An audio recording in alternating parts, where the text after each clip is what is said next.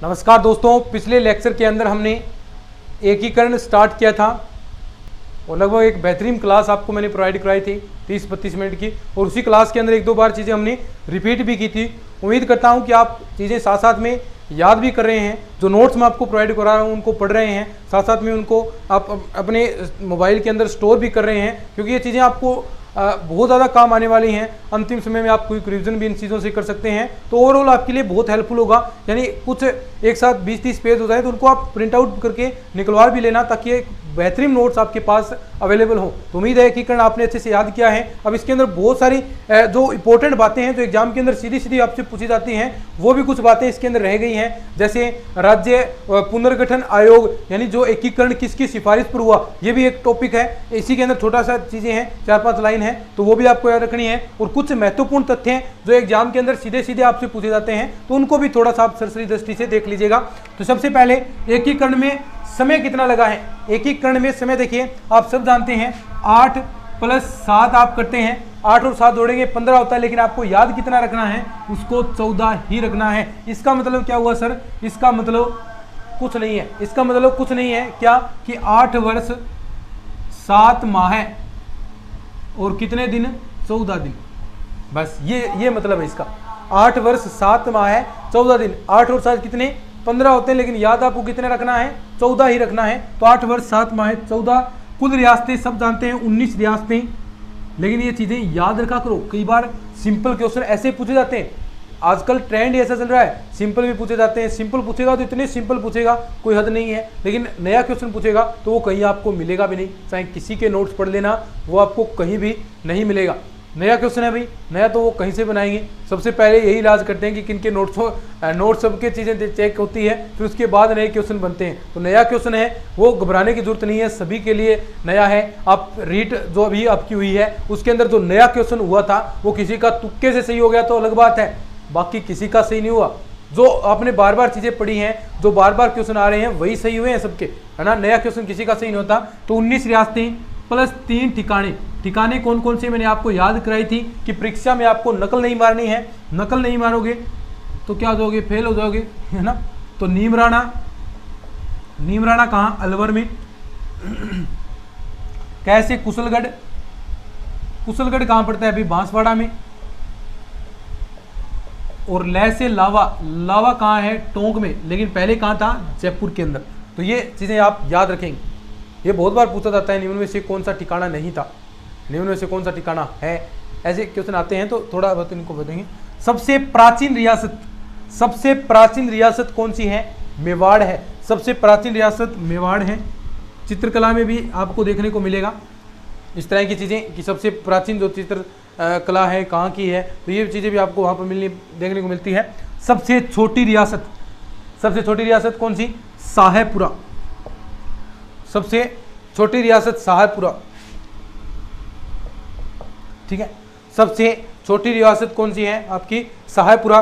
सबसे नई रियासत कौन सी? झालावाड़। और ये झालावाड़ मैंने एक बार पोल में क्वेश्चन भी दिया था कि झालावाड़ रियासत कब गठित हुई थी, तो लगभग विद्यार्थियों ने उस पोल के अंदर अपनी पोल का अंदेशा दे दिया था। मैंने 2 ऑप्शन दिए थे, उसके अंदर 1838 दे दिया, एक 1938 दे दिया, तो लगभग 1938 करने में जुटे हुए थे। 1938 सबने किया था, लेकिन उसका आंसर था 1838। तो ये आपको ध्यान में रखना है कि झालावाड़ कब हुआ? 1838 में, ठीक है। ये आप ध्यान में रखेंगे। फिर उसके बाद सबसे बड़ी रियासत तो सबको पता है कौन सी? जोधपुर। एक जोधपुर के बारे में एक बहुत इंपॉर्टेंट बात आएगी, जोधपुर के बारे में एक बहुत खास बात है, वो भी आप ध्यान में रखेंगे। देखिए अभी बताऊंगा मैं।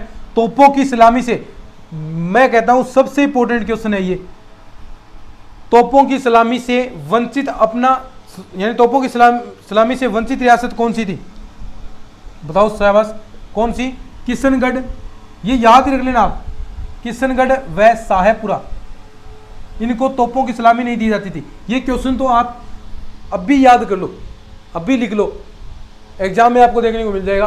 किशनगढ़ व शाहपुरा, सबसे यानी तोपों की सलामी से वंचित रियासत कौन सी थी? किशनगढ़ व शाहपुरा। ध्यान में रखेंगे, किशनगढ़ व शाहपुरा तोपों से वंचित, यानी तोपों की सलामी नहीं दी जाती थी, तो ये वंचित थी। अपना स्वतंत्र अस्तित्व रखने की इच्छुक कौन सी? जोधपुर। भी जोधपुर वाले बोले कि भी मैं तुम्हारो स्वतंत्र अस्तित्व रखांगा, ठीक है। जोधपुर वालों ने ये कहा कि मैं नहीं कौन जाऊँ, मैं तो मारो स्वतंत्र अस्तित्व रखांगा।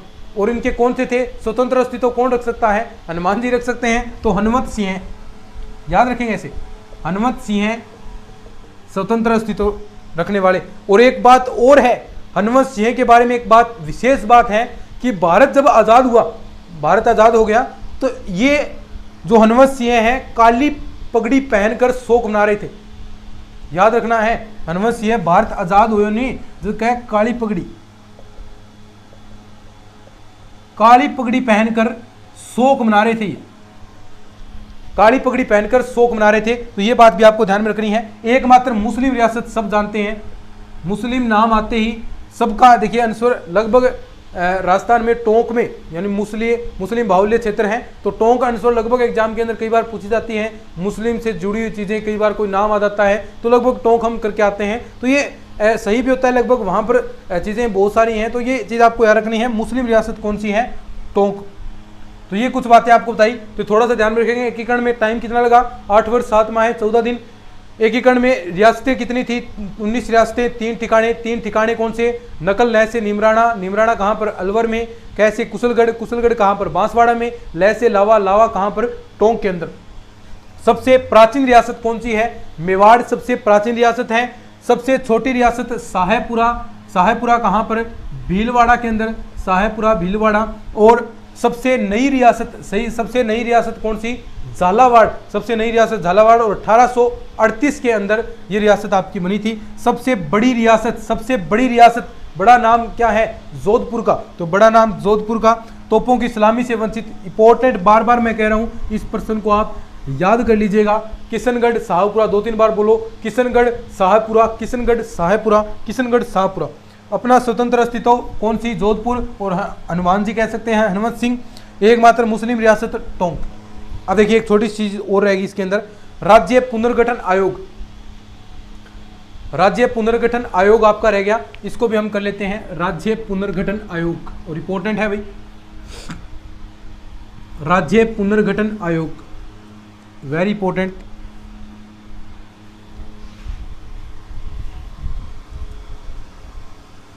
राज्य पुनर्गठन आयोग, बस ये 2-3 बातें हैं, एग्जाम में हार्ड क्वेश्चन बनाएगा तो यहां से बनाएगा। राज्य पुनर्गठन आयोग से पूछेगा कि किस समिति की सिफारिश पर राजस्थान का एकीकरण हुआ। राज्य पुनर्गठन, सबसे पहला तो राज्य पुनर्गठन आयोग आया कब, 22 दिसंबर और आगे सन 1953, शाबाश याद रखेंगे, 22 दिसंबर 1953 याद रख लेना, बहुत है। राज्य पुनर्गठन आयोग 22 दिसंबर 1953। और इसकी सिफारिश पर देखिए, जो एकीकरण है पुनर्गठन आयोग की सिफारिश पर किया गया, ये चीज ध्यान में रखेंगे। एकीकरण पुनर्गठन आयोग की सिफारिश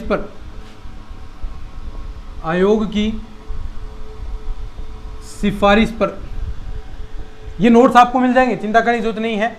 और देखिए इसके अंदर 2 चीजें ध्यान में रखनी है कि इस अधिनियम द्वारा, एक तो पहले राज्यों को श्रेणीगत में विभाजित किया गया था, यानी राजस्थान 20 श्रेणी के अंदर आता था, तो इस प्रकार श्रेणियों के अंदर विभाजन किया गया था। एक तो सबसे पहला काम यही किया गया कि राजस्थान या जो जितने भी आपके राज्य हैं, तो उनको श्रेणीगत विभाजन कर रहे हैं उसको समाप्त किया जाए, यानी कोई श्रेणी नहीं होगी, इस प्रकार विभाजन किया गया। तो राजस्थान पहले 20 श्रेणी का था, तो फिर उसके बाद किसी प्रकार की श्रेणी इसके अंदर नहीं रही। फिर एक बात जो आपका देखिए, पहले ये बात हम लिखते हैं कि सबसे पहला इस अधिनियम के द्वारा क्या हुआ, इस अधिनियम द्वारा, और एक आपका अधिनियम द्वारा राज्यों का जो श्रेणीगत विभाजन है, राज्यों का श्रेणीगत विभाजन समाप्त किया गया, समाप्त। दूसरी चीज, एक जो राज प्रमुख का पद चलता था उसे हटाया गया, राज प्रमुख पद की समाप्ति, बस। अब देखो, जो राजस्थान, एक चीज ध्यान रखना कि राजस्थान एकीकरण के समय 20 श्रेणी का राज्य था, 20 श्रेणी का राज्य था। बहुत बार क्वेश्चन आया है भैया, बहुत बार, सरल है लेकिन कोई बात नहीं, लेकिन बहुत बार पूछ लिए जाते हैं। एक इसके सदस्य पूछते हैं कि इसके सदस्य कौन थे, तो एक तो देखिए हृदयनाथ कुंजरू और एक सरदार पन्नीकर। इसके सदस्य याद रखेंगे आप, दो सदस्य पूछे जाते हैं, एक तो हृदयनाथ कुंजरू, याद रखेंगे इसको, शाबाश। दूसरा हृदयनाथ कुंजरू और एक सरदार पन्नीकर, शाबाश, सरदार पन्नीकर। 2-4 बार बोलेंगे तो याद हो जाएगा, साथ साथ में बोला करो। सदस्य कौन से थे, शाबाश, एक बार मेरे साथ रिपीट करेंगे, सभी एक साथ रिपीट करेंगे। देखिए राजस्थान के लिए हम चीजें पढ़ रहे हैं, एकीकरण हम पढ़ रहे हैं। तो राज्य पुनर्गठन आयोग, ठीक है, कब आया, 22 दिसंबर 1953, शाबाश। एकीकरण है वो किसकी सिफारिश पर किया गया, पुनर्गठन आयोग के आधार पर किया गया, ठीक है। इस अधिनियम के द्वारा क्या क्या चीजें थी बताओ, शाबाश। 2 चीजें थी, एक तो राज्यों का जो श्रेणीगत विभाजन हो रहा था, जैसे राजस्थान 20 श्रेणी का है तो वो श्रेणीगत विभाजन समाप्त किया गया, समझे बात को। दूसरी चीज क्या हुई, दूसरी चीज जो राज प्रमुख का पद था उस पद को हटाया गया। 2 बातें हो गई। इसके 2 सदस्य हैं, इसके सदस्य कौन, एक तो हृदयनाथ कुंजरू, याद रखेंगे, हृदयनाथ कुंजरू, साथ में 2-3 बार बोलेंगे तो ऑटोमेटिक याद हो जाएगी चीजें। हृदयनाथ कुंजरू और एक सरदार पन्नीकर। अब वो चीजें आपने मान लीजिए 2 नाम नए याद किए हैं, अब देखिए 2-3 बार आप पढ़े, इसको बार बार पढ़ेंगे तो एक बार ऐसा टाइम आएगा कि आपके माइंड, आप बैठे हैं और ऑटोमेटिक ये 2 नाम आपके आ जाएंगे, ऑटोमेटिक दिमाग के अंदर आ जाएंगे, हृदयनाथ कुंजरू और सरदार पन्नीकर।